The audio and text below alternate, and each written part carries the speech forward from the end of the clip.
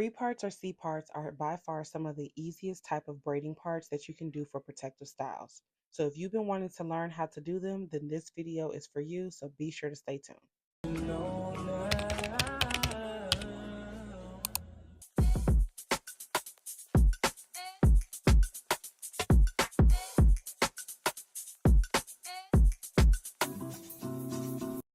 So first thing first, we're starting off on freshly blow dried hair. This part is very important. I'm so tired of seeing braiders starting off with their clients' hair where their hair is still fully puffy and you cannot fully get a comb directly through that hair.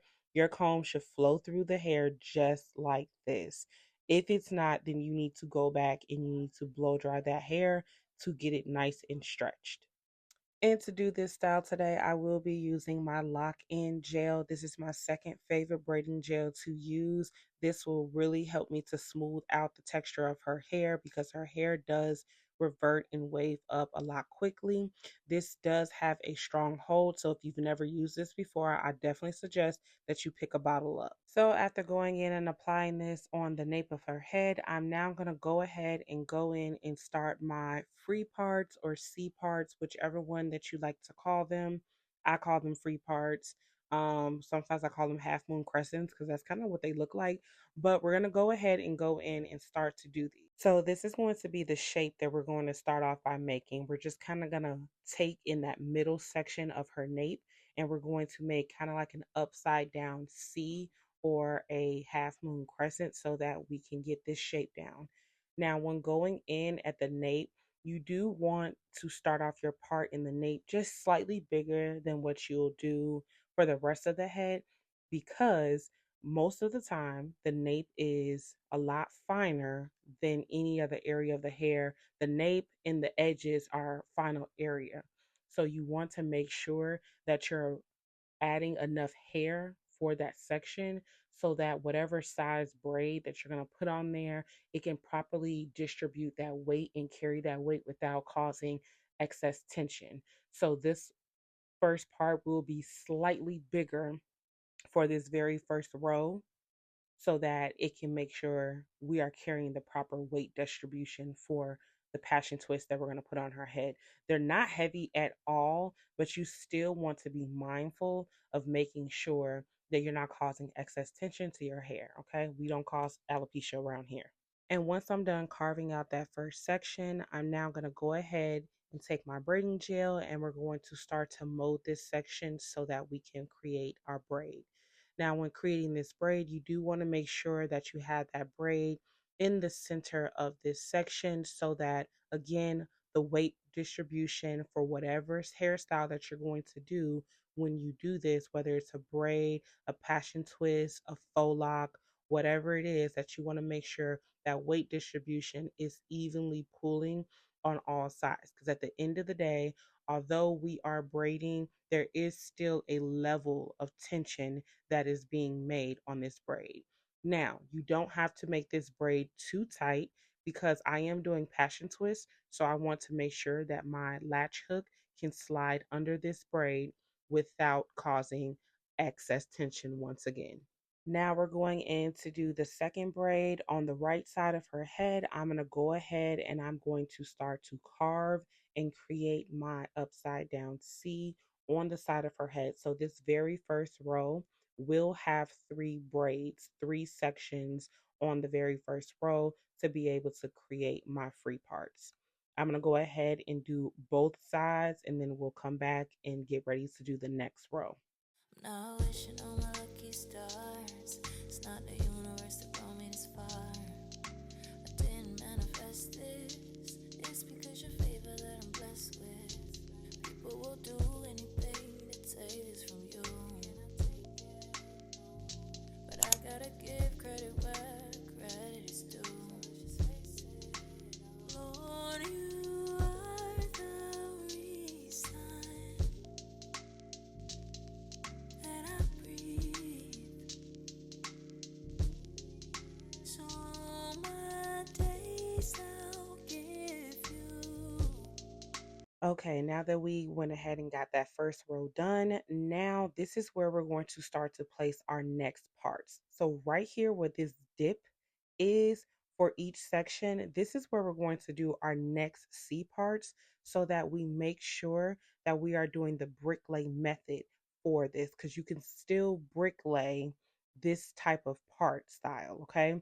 So we're going to make sure we're going to follow where that little drop is to do this. I'm going to go ahead and start to carve out my upside down C to make the sections on this side for each one. And one thing I want to note is, as you can see, when I did that first row, that the sides were not even, like this braid on her left hand side was higher than it was on the right side. That doesn't matter, guys. You do not have to worry about that. It doesn't necessarily have to have the row perfectly, you know, even as far as the height of each one of those. It doesn't matter. The great thing about these free parts is that they're all unique. They're similar in size. Of course, you definitely want the sizing to be right, but they don't necessarily have to level out as far as that tip of it at the same part. Like one may have a slight deeper C curve than the other. You do want to try to get them as even as possible. But notice I didn't go back to fix that braid because it doesn't need to be fixed. It's not that big of a deal.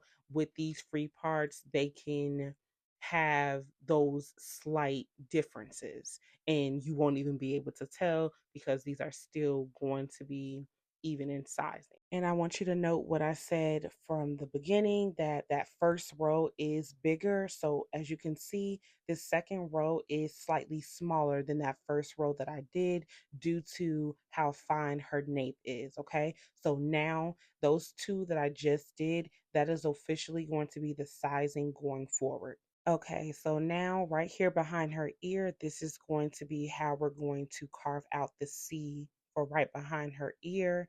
And I'm going to finish this off on both sides so that we can go into our third row. Lord, you are the reason that I breathe. So my days I'll give you the glory.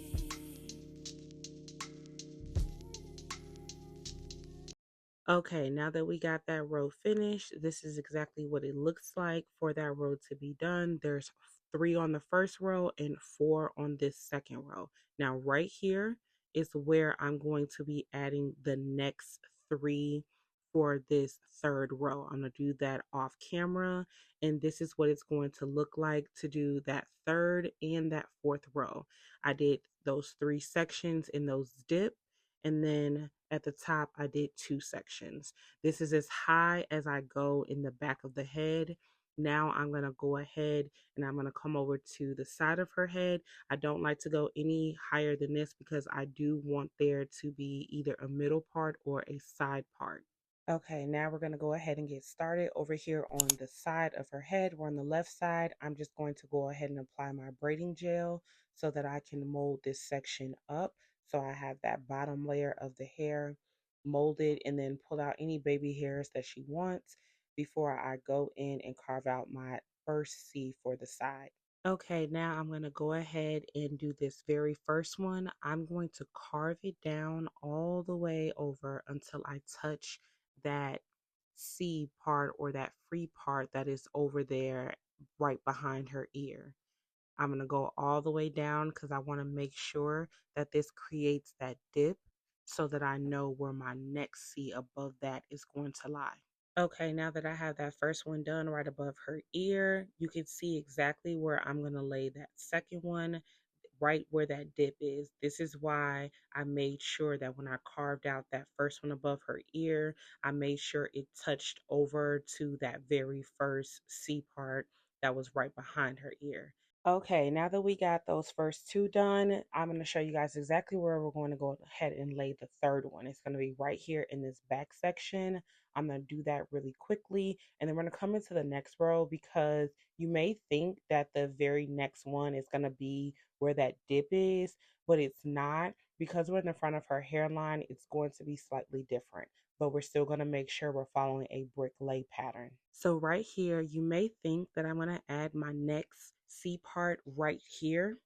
But if I do that, that'll make the amount of hair that's in the front very small. So instead, what I'm going to do is after I apply my braiding gel to my section, I'm going to carve in the front of her hairline first so I can get the proper amount of hair that I need. I'm going to make sure that the end of that carve touches that second C part right above her ear. And then I'll continue to do my C parts and do this all the way up. I'm going to do a side part on her head.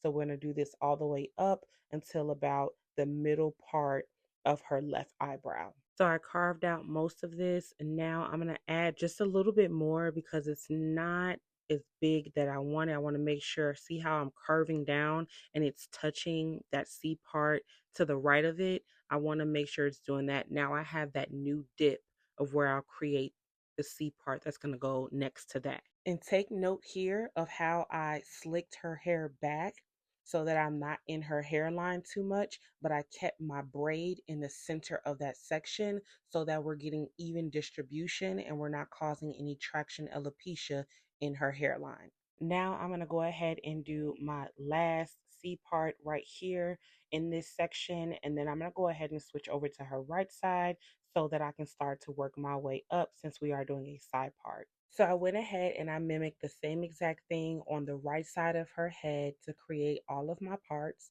And I did go past that center section. So you know you're at the center when it lines up with the bridge of the nose. I went past that. I took this right section and I'm doing a side part. So this part is on her left hand side and it's going to flip over to her right. So I went right above where her eyebrow is for that section. Now we're going to go ahead and finish the very last two sections that we have to do. So we only have 4 more parts to do, and these are going to be split into two, not down the middle in a straight line, but down the middle. And I'm going to go ahead and use those dips that we have here to create those 4 parts. This is going to be the third, and this is going to be the fourth. And these are going to lay down on her left hand side. So once you have that completely done, this is what it's going to look like to have your full head completed and those last two sections closed up. As you can see, that bottom row does follow the C part shape, while that last row does not. It is due to the shape that we are creating. It's not possible for you to have all of your parts completing that C. This still looks very nice and very clean. So comment down below if you like this and if this helped you out and if you'll be using this for your next style. And if you like the way this looked and you want to complete the style and you want to learn how to do passion twist, then click the link down below so you can see part 2 for this video on how to do passion twist. Don't forget to follow me on all platforms at touchofglam_by Nay. See you guys in the next one.